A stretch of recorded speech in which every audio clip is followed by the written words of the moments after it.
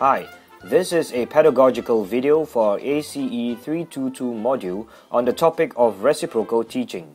This video is targeted at Secondary 2 Express students and can be used by teachers to teach students the reciprocal teaching approach. Hello there.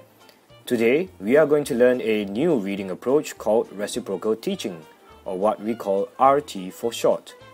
RT can help you to improve your reading comprehension by working with your peers and teacher to understand a text better. So what is RT?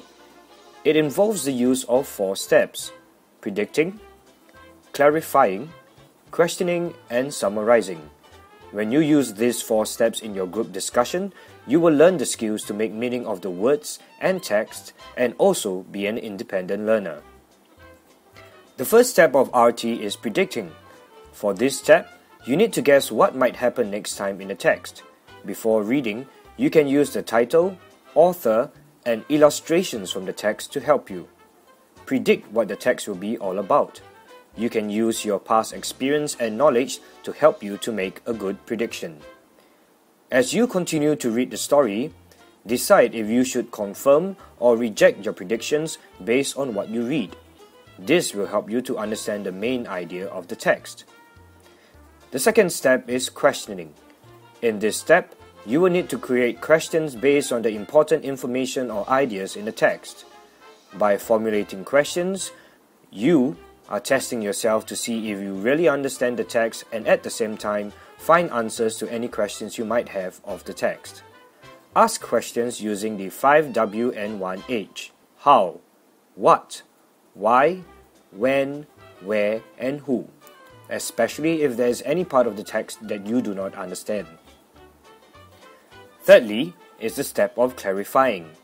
Find words, phrases, or sentences that you do not understand. Sometimes you need to slow down or stop reading to get a clear picture of what the author is trying to get across. When you come across difficult words, try to use clues in the passage to help you, or you can even check with your friends during group discussion. Lastly, we come to the step of summarizing. This involves finding and deciding on the most important information in the text to form a short paragraph. Your summary should provide the gist of what the text is about. Use words such as firstly, next, and lastly to start off your sentences. One thing that you have to bear in mind is that these 4 steps do not have a fixed order.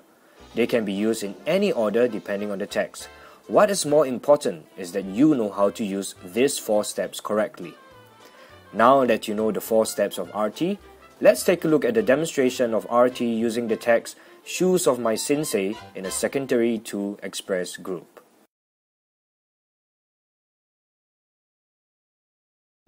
Okay, so over the last semester, we've been dealing with something called reciprocal teaching, which all of you are familiar with. Okay, but just to recap, there are 4 stages to reciprocal teaching, namely prediction, questioning, clarification, and summarization. So on the board, you see some of the key phrases or words that will help you in your reciprocal teaching process. So for today, what we'll be doing, we'll be looking at a text called The Shoes of My Sensei, which I've already given you last lesson and you should be familiar with. Okay, and for today, we'll be going through the entire reciprocal teaching process, which means to say all 4 stages in your own groups. So now I will appoint a group leader for each group to facilitate the discussions and we will begin the lesson. Any questions? Okay, so now we are here in our group. We're going to do our group discussion using RT for the text, The Shoes of My Sensei. But as what the teacher has said, we will only do it from the lines all the way until line 20. Okay, since we've only filled that up for our graphic organizer for that. So since I'm the group leader, I shall start. I would like to predict that the story is about a pair of shoes that belongs to a person called Sensei. Before I read the text, I didn't know what a Sensei was, but I would like to confirm that a Sensei is actually a teacher in Japanese. Yeah.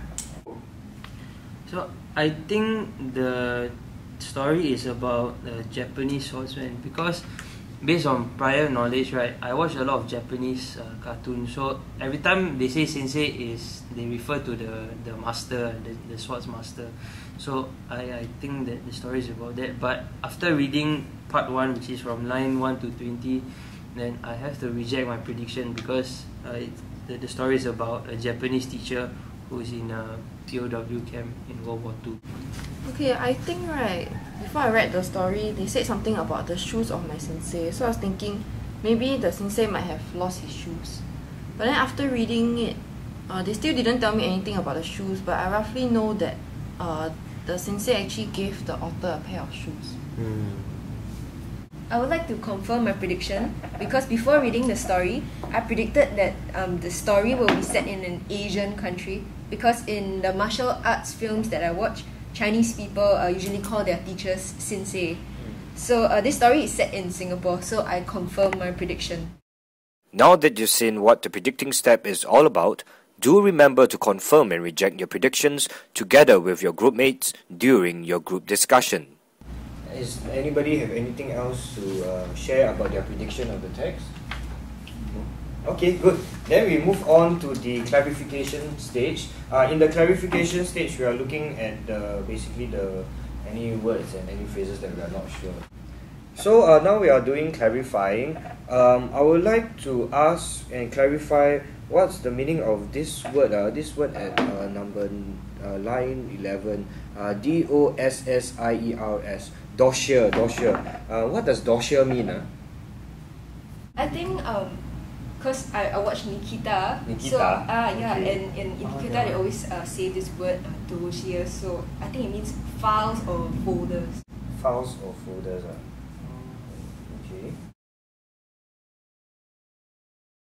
Okay, I would like to clarify what is POWs. It's not POWs lah, it's POWS, prisoners of war. Basically, usually during the war, right, the enemy will be captured, so they become prisoners. So they are called prisoners of war, Daniel. Oh, so it's not POWs. I want to know what is the word clandestine in line 11. Clandestine? 11. Oh, clandestine. Well, I play this game called Assassin's Creed, and then they always say clandestine this, clandestine that, clandestine this. So I think clandestine means being part of a secret group, something like that. It's like assassin secret. Yeah, so I think clandestine means maybe secret. I don't understand the phrase marked down in line 12. Oh, I think I saw this word before, marked down. I think it's something to do with being blacklisted. You know, like when you do something wrong, and then people actually remember your name, yeah, so they remember you. Blacklisted. Yeah. Oh, what does blacklisted mean? Like if you do something wrong or something that they don't like, right, then they will actually take down your name and remember. I think maybe mark down is something like if you do something wrong, then the teacher give you lesser marks, so your marks go down. Maybe, right? Oh, maybe. Yeah. Now that you've seen the clarifying stage, remember to clarify the words and phrases that you do not understand. If you do not find any words or phrases to clarify, do discuss words that you think younger students might have difficulty with. Okay, shall we move on to questioning now? Shall we do questioning? Okay, does anybody have any questions they would like to share with the class? Okay, I have. You know, they say here that the sensei was actually a civilian. Then why is he still in a POW camp if he didn't do anything wrong? Oh wait, I think I know. Because that time, right, in World War II, the Japanese was the one who invaded Singapore. So I think now, because after the war, then the British government is in power, so they want to punish all the Japanese people because they made Singaporeans suffer a lot lah. Yeah, so that's why even though they're civilian, right, they will still detain them and put them in jail.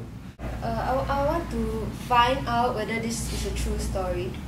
Oh, I think it's a true story because the Japanese really occupied Singapore before 1945. So this story might be true. I'm not very sure actually, because sometimes writers will write stories that seem to be like real, but maybe it's just fiction. Then they use a lot of real facts inside the story. So it may not be a true story. But I don't think it is, because at that time the Japanese all very mean. Okay, my turn, my question.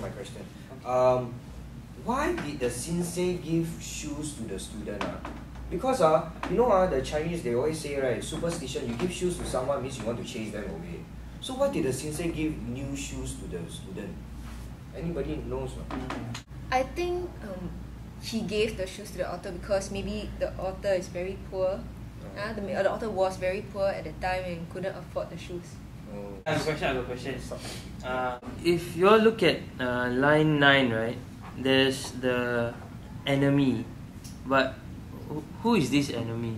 Maybe the enemy is the Japanese. Because they have been talking about how the Japanese have to go back to Japan, and how the sensei is also considered like a crime suspect and all that. So maybe the enemy refers to the Japanese, or maybe the sensei. In the questioning step, remember to challenge yourself by asking inferential or applicative questions in the text. Does anybody else have any questions? No? Okay, then we move on to the last stage, which is summary. Maybe I read out my summary to everybody, then we see what else we can add on, okay?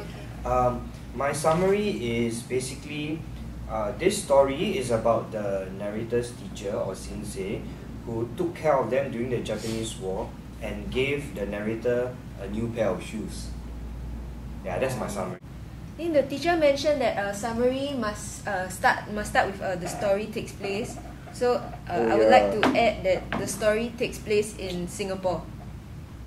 I'd just like to add one more thing. What we know is that the sensei was actually wearing very, very old shoes, and he's actually still in the POW camp. Just to add on, I think now the writer is afraid because he received the letter from his sensei. Now that you've seen the last step of summarizing, remember to pick out key ideas and events from the text and state them as briefly as possible.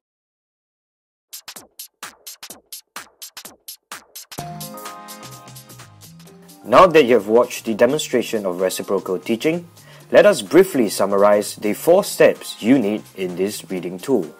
They are predicting, clarifying, questioning, and summarizing.